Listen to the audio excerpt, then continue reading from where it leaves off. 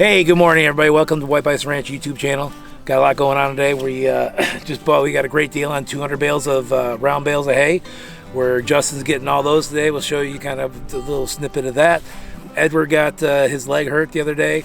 Jordan's going to show you wrapping that and treating that and going over that as well too, and stretching and keeping him limber. Other than that, let's get at it.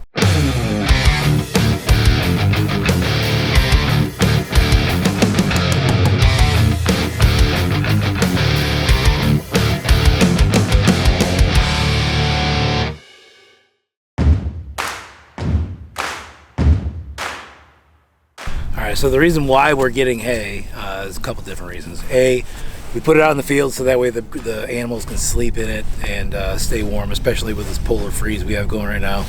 But two is we're in between seasons right now of hay. You have the coastal Bermuda that has been up, and Bahia that normally eat during all summer and stuff. And right now the winter rye is coming up, or ryegrass. And we're kind of in between right now. So a lot of the others, so your grass is out, you see in the field that's out there right now, this like tannish brown, that has no nutritional value in it right now. So they just eat the taller grass and they're not getting any benefits out of it. When they hay, the grass is cut when it's green and tall and has all the nutrients in it, and when they cut it, that keeps all the nutrients up in it.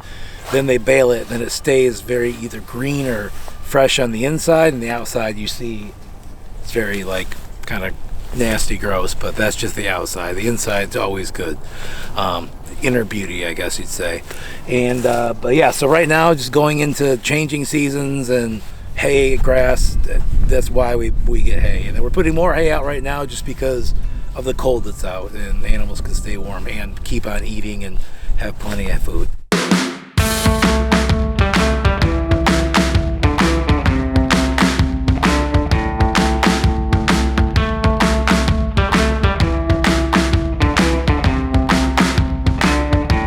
Something else I wanted to cover with this particular trailer is it loads from the back. You slide the bales forward, but when you're loading one of these, you have to remember that it's bad on your transmission. So make sure you don't leave your vehicle in park and just walk away from it. Put it in neutral, set your e-brake, and sit in the truck and hold your foot on the brake so the trailer brake's engaged. That way you don't tear your brakes on your truck as well.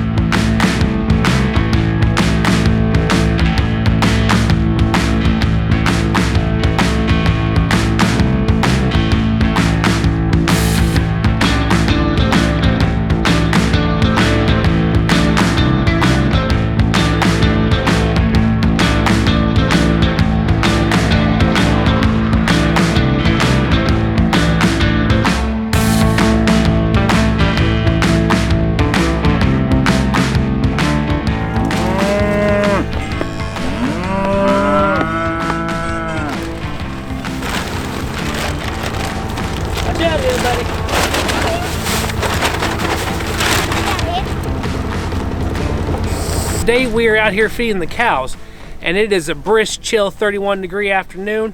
It was below low 20s this evening and last night as well. So what we're doing here today is we are feeding a corn and pellet ration.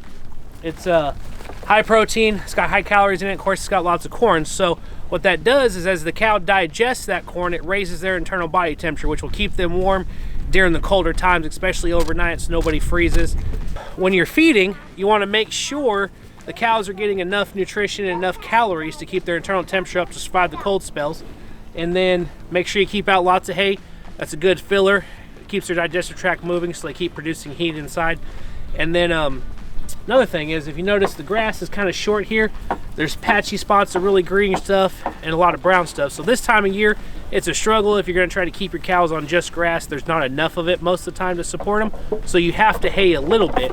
And then of course you just got to watch the condition of your pastures. For those of you that don't know, when your grass is about 4 to 6 inches, that's when you want to start pulling the cows out. Rule of thumb is when you look at their hooves, if you can't see their hooves through the grass, you're fine. If you can see their hoof through the grass, that means the grass is too short. It's time to start pulling the cows out or start haying rather heavily to keep the pasture from getting overgrazed before spring.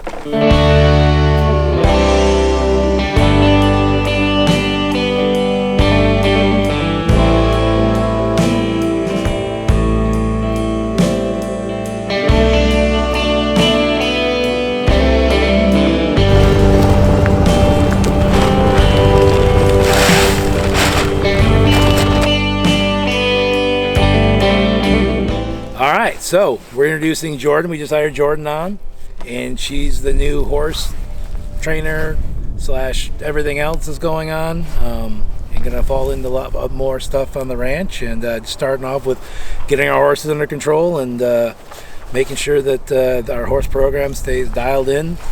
She's gonna work with London to get London in a barrel racing here. When?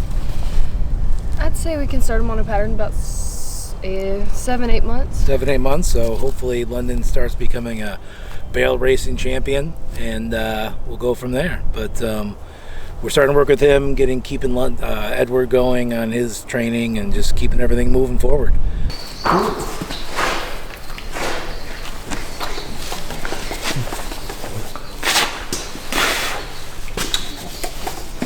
All right, so Edward got hurt the other day, I think playing in the pasture with London, or they got into a scrap or slipped on some of the wet mud or whatever in the pasture, but he has a hurt leg, and you can see we're soaking it. We're doing what's called a sweat wrap on it. Jordan's gonna go more into it, but he's definitely limping on that front passenger side leg, and we're trying to get him all taken care of. And right now it's just, I mean, he's got ointment on it, but he laid in the stall, so he got some crud on it as well too. But Jordan will wash all that off, do a sweat wrap on him, and we can watch how this process goes right now.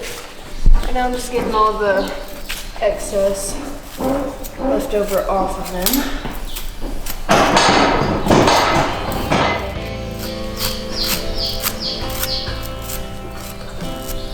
So a sweat wrap, you can use any type of sweat compound, or I use I don't know where it went, it's an Epsom salt soak. And what it does is you put down you can kind of see it right here left over, that Epsom salt, and then you wrap it in a plastic bag. Then I will take a rag and wrap it around, and then you vet wrap it. You leave it on anywhere from an hour and a half to 2 hours.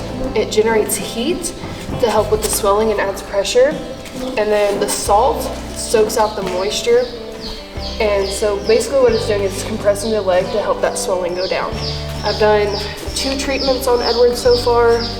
The swelling on his leg is definitely a lot less than what it was, and he's walking a lot better. You can leave this on anywhere from 36 to 48 hours. I normally wash the leg after I'm done with the sweat wrap, but this is better for swelling than the liniment is.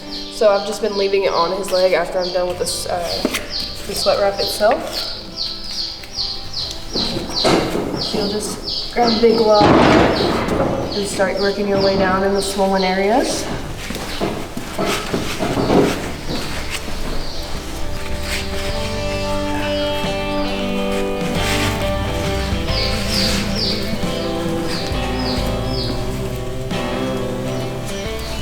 So I'm just using a piece of trash bag that I cut because I don't really have any plastic bags big enough, but it does work really well. I'm just gonna wrap that kind of snug to their leg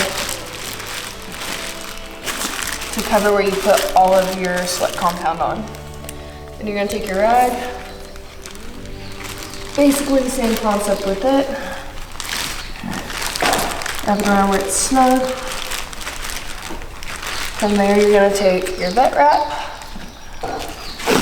When you're doing your vet wrap, you wanna stretch it just ever so slightly so it's snug, but it's not snug enough that it's going to hurt them. They have a bunch of important ligaments and tendons in their leg where if too much pressure is applied in one place, it can damage them and cause them to go lame. And that is how you do a sweat wrap. And that just stays on for anywhere from an hour and a half to about 2 hours.